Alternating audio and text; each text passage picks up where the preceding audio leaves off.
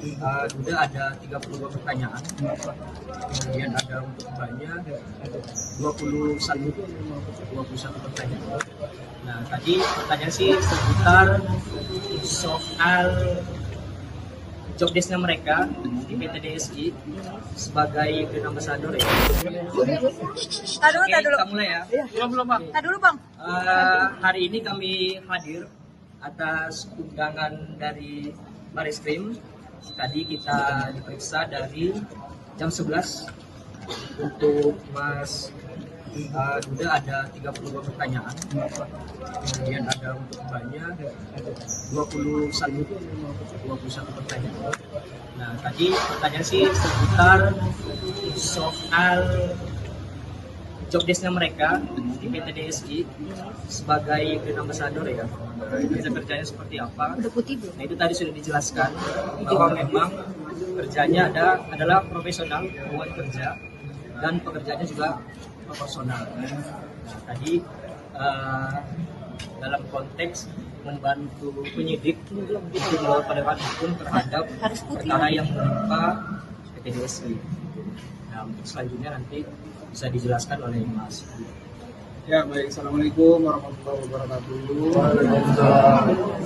Jadi hari ini seperti tadi sudah disampaikan, kami hadir di memenuhi undangan sebagai saksi.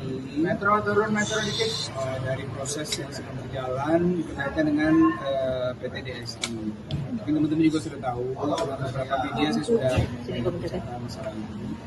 Pertanyaan tadi sudah disampaikan bahwa memang berkaitan dengan job desk pekerjaan kita sebagai brand ambassador.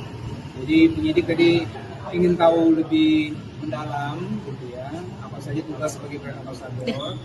Memang kami tidak ada kaitan dengan internal manajemen dan sebagainya. Jadi profesional memang hanya sebagai brand ambassador. Nah, hanya seputar itu aja tadi sebenarnya. Berapa pertanyaan Pak yang di Saya 32 ya Bang. Ada 32 untuk Mas juga, selain istri ada 21 pertanyaan. Mungkin boleh dijelasin contoh bocorannya apa pertanyaannya? Gimana Pak? Satu pertanyaannya misalnya apa hubungan pekerjaan antara Mas Duda dengan PT DSI. Kita dijelaskan bahwa Mas Duda itu sebagai brand ambassador ya untuk PT DSI, dan itu jelas ada kontraknya. Kontraknya ada per tahun, kemudian diperpanjang per tahun dan diperpanjang per tahun. Hanya sebatas itu aja. Dan pertanyaan misalnya setiap pertanyaan yang mengarah pada internal PT DSI kita sampaikan tidak mengetahui. Karena kita bukan internal dari PT DSI, kita pure dari eksternal yang jasanya disewa oleh PT DSI, dan ada kesepakatan yang sudah dituangkan dalam kontrak dan sudah ada pelaksanaan terhadap kontrak itu sendiri. Nah, memang ditanya soal nilai nominal jasanya berapa, itu memang tadi disebutkan berapa, dan itu proporsional dengan hal-hal yang sudah dikerjakan sesuai dengan kewajiban yang ada di dalam kontrak itu. Itu aja sih. Bang, tadi kan katanya kontraknya itu 2022 sampai 2025 gitu ya. Ya. Nah, kenapa 2026 nggak diperpanjang tuh? Apakah ada alasan itu? Baik, di 2026 itu memang ada kesepakatan antara kita dengan DSI itu sampai di Agustus 2025 ya, 2025 Agustus. Jadi kesepakatannya sudah tadi kita sampaikan semua ke tim Bareskrim. Mungkin langkah selanjutnya akan ada panggilan lagi atau bagaimana? Kalau itu silakan tanya ke penyidik. Mungkin sebelum akhir dari sesi tadi mungkin ada pesan-pesan dari Anda. Pesan yang disampaikan soal prinsip kehati-hatian dari Mas Duda hingga akhirnya mengambil atau membuat kerjasama dengan PT DSI. Antara lain adalah pertama, PT DSI itu kan sudah ada izin dan pengawasan dari OJK. Yang kedua juga ada Dewan Pengawas Syariah dari MUI gitu. Nah, jadi dua hal itu sudah cukup sebagai prinsip kehati-hatian untuk mengecek apakah legalitas dari PT DSI itu benar atau tidak. kerjasamanya berapa ya Pak? Apa? Nominal kerjasamanya antara PT DSI Itu nanti rahasia dagang. itu udah kita sampaikan ke pihak Ya. Bareskrim. Kalau kerugian sendiri yang dengan manajer alami apa sih sejauh ini sudah kerugian? Kalau kita sebenarnya adalah terkait dengan kasus ini. Yang notabene kita sebenarnya tidak tahu menahu intinya permasalahannya dan sebagainya. sebenarnya mulai terbuka wawasan kita itu saat ada rapat dengar pendapat Komisi 3 DPR RI bulan Januari dengan Barreskrim, PPATK, OJK, dan perwakilan paguyuban tender. Di situ PPATK menjelaskan tuh, menjabarkan tuh, bisa lihat di YouTube-nya Komisi 3 DPR. Di situ dijelaskan, dijabarkan apa yang terjadi, bagaimana skemanya. Barreskrim juga sudah memberikan statementnya. Dari situlah kita, oh ternyata seperti ini. Yang kita nggak tahu selama ini. Jadi baru pada saat Komisi 3 menggelar rapat dengar pendapat itulah saya baru tersadarkan, oh ini sebenarnya ya. Yang selama ini saya juga nggak tahu apa yang terjadi seperti itu. Ada pesan nggak sih dari para paguyuban tender ini terkait pemeriksaan hari ini? Bisa ada pesan apa? Kalau pemeriksaan hari ini enggak, tapi memang kita kan saling terus memberikan dukungan lah. Terutama saya pribadi memberikan support paling tidak di media sosial gitu ya. Karena memang dari akhir tahun kemarin kita sudah bersama-sama untuk bisa menyuarakan keadaan mereka. Dan juga satu apresiasi kita, Barreskrim kita sudah terus mengumpulkan aset-aset yang ada kan.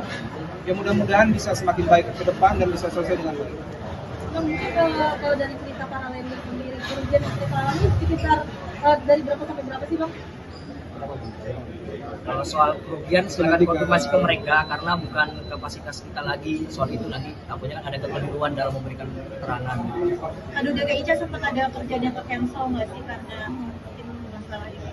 Kalau sejauh ini sih alhamdulillah aman ya, dan semua bisa memahami dengan baik. Dan dari apa yang kami sampaikan teman-teman atau lingkungan dan sebagainya, insya Allah sih selama ini bisa memahami lah kondisinya. Oke. Ya. Tadi dulu. Kita mulai ya. Belum Bang. Tadi dulu Bang. Hari ini kami hadir atas undangan dari Barreskrim. Tadi kita diperiksa dari jam 11 untuk Mas Duda ada 32 pertanyaan, kemudian ada untuk Mbaknya 21 pertanyaan. Nah tadi pertanyaan sih seputar soal job desk-nya mereka di PT DSI sebagai brand ambassador ya, bisa kerjanya seperti apa. Nah itu tadi sudah dijelaskan bahwa memang kerjanya adalah profesional, hubungan kerja, dan pekerjaannya juga proporsional. Nah, tadi dalam konteks membantu penyidik untuk melakukan penegakan hukum terhadap perkara yang menimpa PT DSI. Nah, untuk selanjutnya nanti bisa dijelaskan oleh Mas. Ya baik, assalamualaikum warahmatullahi wabarakatuh. Jadi hari ini seperti tadi sudah disampaikan, kami hadir di undangan sebagai saksi dikit dari proses yang sedang berjalan berkaitan dengan PT DSI. Mungkin teman-teman juga sudah tahu, beberapa media saya sudah membicarakan masalah ini. Pertanyaan tadi sudah disampaikan bahwa memang berkaitan dengan job desk pekerjaan kita sebagai brand ambassador. Jadi penyidik tadi ingin tahu lebih mendalam, gitu ya, apa saja tugas sebagai brand ambassador. Memang kami tidak ada kaitan dengan internal manajemen dan sebagainya. Jadi profesional memang hanya sebagai brand ambassador. Nah, hanya seputar itu aja tadi sebenarnya. Berapa pertanyaan Bang yang di Saya 32 ya Bang. Ada 32 untuk Mas Duda, selain istri ada 21 pertanyaan. Mungkin boleh dijelasin contoh bocorannya apa pertanyaannya? Gimana Bang? Untuk pertanyaannya misalnya apa hubungan pekerjaan antara Mas Duda dengan PT DSI. Kita dijelaskan bahwa Mas Duda itu sebagai brand ambassador ya untuk PT DSI, dan itu jelas ada kontraknya. Kontraknya ada per tahun, kemudian diperpanjang per tahun dan diperpanjang per tahun. Hanya sebatas itu aja. Dan pertanyaan misalnya setiap pertanyaan yang mengarah pada internal PT DSI kita sampaikan tidak mengetahui. Karena kita bukan internal dari PT DSI, kita pure dari eksternal yang jasanya disewa oleh PT DSI, dan ada kesepakatan yang sudah dituangkan dalam kontrak dan sudah ada pelaksanaan terhadap kontrak itu sendiri. Nah, memang ditanya soal nilai nominal jasanya berapa, itu memang tadi disebutkan berapa, dan itu proporsional dengan hal-hal yang sudah dikerjakan sesuai dengan kewajiban yang ada di dalam kontrak gitu. Itu aja sih. Bang, tadi kan katanya kontraknya itu 2022 sampai 2025 gitu ya. Iya. Nah, kenapa 2026 ada perpanjangan itu? Apakah ada alasan itu?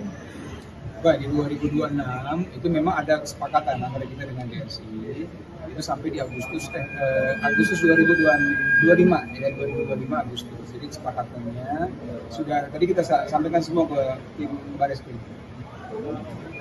Mungkin langkah selanjutnya akan ada panggilan lagi atau tidak?